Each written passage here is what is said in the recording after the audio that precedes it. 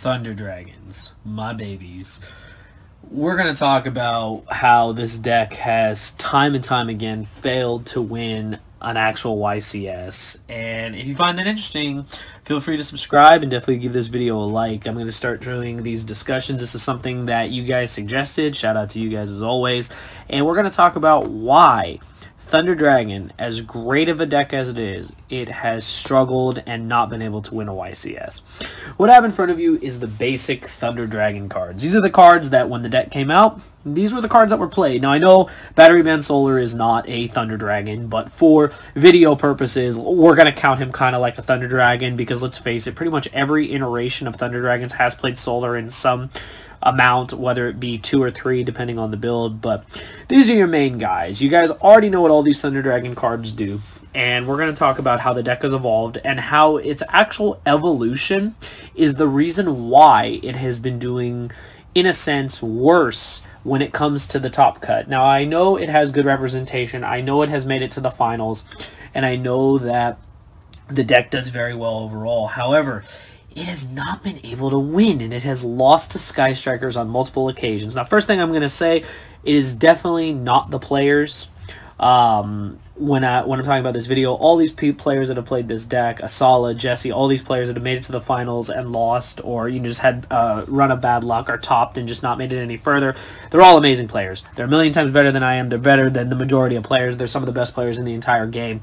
They know how to play this deck better than anybody. It has nothing to do with them. They have some things that happen, bad luck, but other than that, they're amazing players and the best people to play this deck. That has nothing to do with this video, so I'm just prefacing that in case anyone has any questions. I am not talking about the player in any of these instances. I'm just talking about how the deck itself has actually just kind of failed to win, and why, with its evolution, it's actually been hurting itself more than helping itself. So, we're going to start from the beginning. So when Thunder Dragons came out, you guys already know, these were like the basic cards that were played. Average people were playing, maxing out on 3s of all these cards. Outside of Duo, you would only play 1 copy of Duo, and you could play 2 to 3 Fusion, it really depended on preference, and 2 to 3 copies of Titan. This was just the basic way. You just wanted to see your starter cards, you wanted to see your Thunder Dragons, you just wanted to be able to get a Thunder Dragon effect off so that you could, create your Colossus. Your average ending board was like double Colossus and a Titan. That's usually what you tried to aim for, and I mean, you did it through multiple means. In addition to this, we had, of course, like your main cards that really helped out a lot, and, really were like the regular way that Thunder Dragons played, and there are these additional 5 cards that I'm going to present to you guys now. So, you had, of course, your Gold Sark. This was at 3, and this was an amazing card because it gave you a reason to max it on all your Thunder Dragons. You just activate Gold Sark, you get a Thunder Dragon off. Usually you would Gold Sark Roar or Dark, get your combo started. It was amazing. That card, of course, went to 1, and I mean, it doesn't really see as much play. Instant Fusion was another starter card that people played, and with Instant Fusion, you had your 2 targets. You had your Old Man Kaminari attack, and you had your Thousand Eyes Restrict. So what this allowed for the deck to do was, could start off your combos, creating your Thunder Dragon Fusion to make Titan, or to, get rid of, to set up your Colossus plays, or to go into your Summon Summoner. And of course you had your Thousand Eyes Restrict, which is an amazing card going second. You were able to steal your opponent's monster, Link away with it. It was great. Make Link Karibo, and just Link Climb, etc. And of course the aforementioned Summon Summoner, which was just your generic Link to create your Thunder Dragons. You would average just, you would make a Summon Summoner, you would put a Colossus on one of the arrows, and then you could make another Colossus. You could technically make 3 Colossus in a turn. If your hand was really busted, and I've had games like this, like in the beginning when I first played Thunder Dragons, where it had triple Colossus and a Titan, and I mean, it's like, there's no way they're winning, because it's like you have a Titan, you have discards in hand, and you have triple Colossus. I mean, if they can clear a board like that, like, they're insane. But, these cards, as funny as it is, if we look at the way Thunder Dragons have changed over time, I'm going to show you guys like where they've kind of gone. They've lost several cards that you really just don't see in the deck anymore. And I know this only seems like 3 cards, but in reality it was more cards than that. These were the cards that ended up staying, and even then, these cards went down in numbers outside of Duo. Duo pretty much stayed the same with the OG Thunder Dragon. These cards were always cards you play at 3 and you always play at 1. I don't really need to talk about those. But these cards were the ones that, got touched. And Solar, again, you would play 1 or 2, or 2 or 3, depending on the build. But these were like the main cards, and I'm even including regular Colossus, because we have seen builds that have gone down to 2 Colossus in order to make room for the Guard Dragon combos, but This deck has gone through multiple iterations. There was the build I really liked that played Snow. There was the build that played the Gumbalar loop, you know, all that. But copies of Colossus went down to 2, and Titan was omitted completely. Even now, it's pretty much omitted if you're not playing a pure Thunder Dragon deck. And you would cut down on the copies of these. This went from 3 to 2. I've even seen List play only 1 because you can add it back with Roar. I've seen Roar go to 2. I actually played only 1 copy of it myself at YCS Atlanta and the Team YCS. So a lot of things have changed with this deck. And I think it was that really started to hurt the deck. So you basically would change out a lot of these cards, and you would add more cards that would do things. You had cards like Phantom Skyblaster that created your link plays, and basically your Phantom Skyblaster was there to make Saryuja, and Saryuja was like ways you would get advantage. If that card got stopped, that kind of sucked, because, you know, your whole combo with the Guard Dragons was to make a Saryuja and then create your Guard Dragons and, you know, to special summon and do a lot of crazy things. And this was a lot of things that the deck did. The deck evolved, playing cards like Saryuja. It also would evolve to the sense that you would play cards like, you could play Hot Red, you could play this, and these were just other ways of, you know, getting things done. You would end on boards of extra negates. It could be this, it could be Zombie Stein, it could be your, you know, whatever you really wanted. On average, a lot of times you would even play the Hot Red. Moreover, the Crystal Wing, to be honest, it would usually be this, would be your part of your board with a Colossus or 2. And, you know, the deck just kept going forward. Other builds, you know, Jesse's build that he made famous at Australia, he played the, you know, the Yazi, the Mare, you know, that combo that incorporated Destrudo and Mare. It kept changing the way the deck was played. The deck count went up from 40. It reached numbers all the way up to 60, maxing out on the copies of Destrudo with the Mare and creating the Yazi to where you could just create these boards that you just kill your opponent with. You know, this was non-targeting, so we just get rid of things. And, you know, Brianek was another way to win the mirror match. So the deck went through a lot of iterations like that. And, you know, other things have changed. You know, from the original build, you weren't really relying on cards, but eventually you relied on cards like Reproducus and Sark to do your plays, which was very cool. But at the same time, it was taking away from what Thunder Dragons eventually did, what they originally liked to do. And things, as you have seen, have changed over the time, is that now the main aspects of the deck have changed a lot too, to where you're playing cards like the Cypher Dragon, you're playing the Dark Matter, you're playing the Guard Dragons. You're playing all these cards in addition to what you used to play, and you've cut a lot of cards in this sense in order to incorporate these cards. And you've also cut all the really powerful spells and traps you used to play in order to play cards like Sekka's Light, so that you get, you know, Pot of Greed, which is amazing. And of course, one of the main things that really, you know, brought the deck into like its new form, that really added to the consistency of the deck and also just changed the deck, was your dangers. Your dangers were basically what you needed. These were all the ones that I've seen play. I think some builds played Chupacabra, but they were never really that great. I feel like these were the main ones that people played. Mothman doesn't really see as much play anymore, and you play the Bigfoot because it's a level 8. But it was changes like that that really, you know, brought the deck to a new forefront. Not only that, when you started to realize that it really wasn't so much a Thunder Dragon deck anymore. You played Dangers, and you ended up playing just a bunch of cards that basically were just dragons. Your deck became mostly like a dragon deck. If you see all these cards I'm placing down, these are all the cards that basically went into the deck and just changed everything. It just made it to where the deck became less of a Thunder Dragon deck, more of a dragon deck, and it just kind of changed the way the deck played.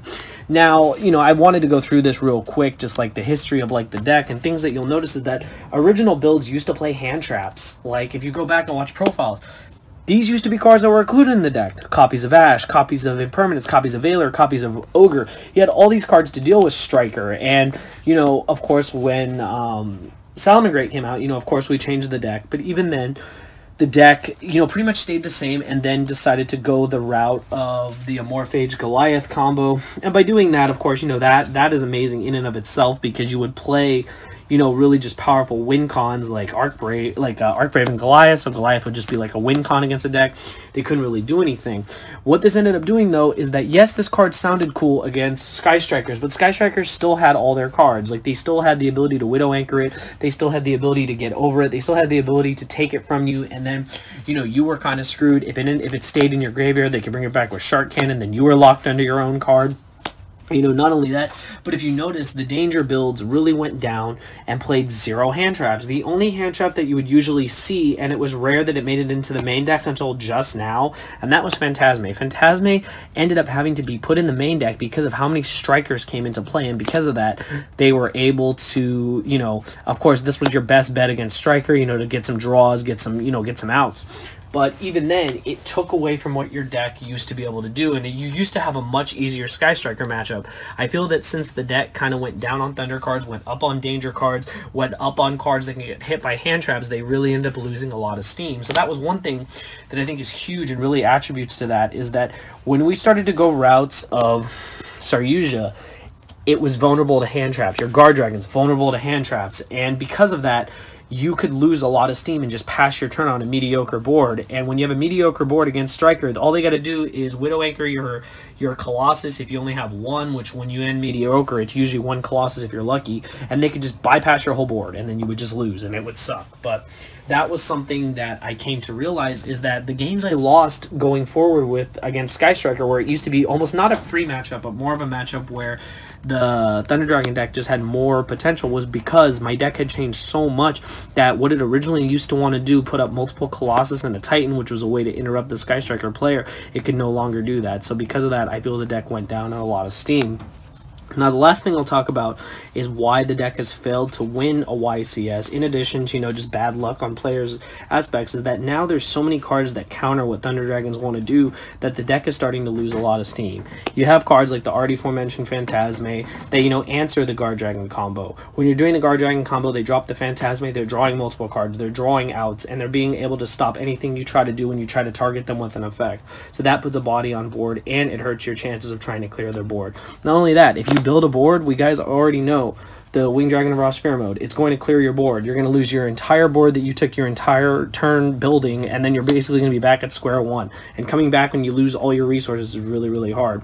And of course, Artifact Lancia. This card is literally the deck's kryptonite. You're not able to banish anything when this card resolves, and everyone is side decking this card. You're usually seeing at least these 6 cards in some form or fashion in most side decks these days, and because of that, I feel like the deck has just really lost a lot of steam. Now, I know the deck is still definitely, without a doubt, one of the best decks in the format, but everyone has been asking, why can't this deck win? Why can this deck not win a YCS when it's come close so many times? It's come so close, multiple YCSs, but at the end, Sky Strikers still have so many wins under their belt compared to Thunder Dragons. It's kind of crazy. And when you think about it, you look at the way the deck used to be played.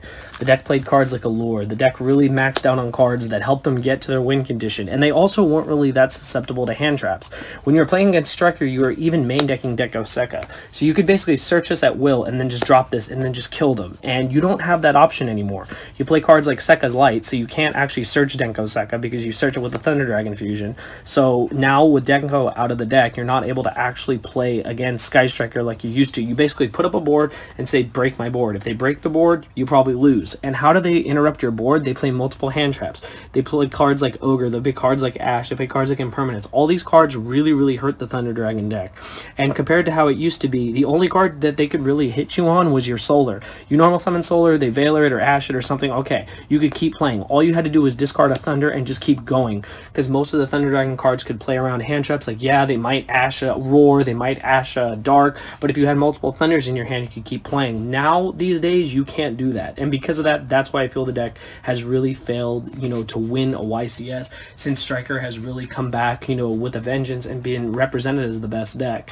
Now, do I think playing pure Thunder Dragons is an option? Without a doubt. I think that the deck could actually be the way the deck could basically re-evolve itself and maybe not emphasize so much on the dangers and then actually play against Sky Strikers better, but then in that chance you actually kind of hurt yourself against Salamangreat. And I think that's the biggest issue that we have right now, is that since Salamangreat are so prevalent as well, you really need to make a decision. You have to find the balance in Thunder Dragons that gives you the ability to not only play against Sky Strikers but also play against Salamangreat. And that's the thing, is yes, the Amorphage Goliath combo is amazing, but I feel that there is a way to play the deck that, you'll have the best of both worlds against both options. Now, I know you can put the side deck cards in there to answer the problematic matchup, but these days, losing game 1 against Striker honestly sucks, and I feel that going forward, if Striker is still around, this deck is going to have to kind of like readapt its game plan. And I think that the Guard Dragons, as powerful as they are, if they end up hitting cards like Summon Sork, if they end up hitting Yugioh,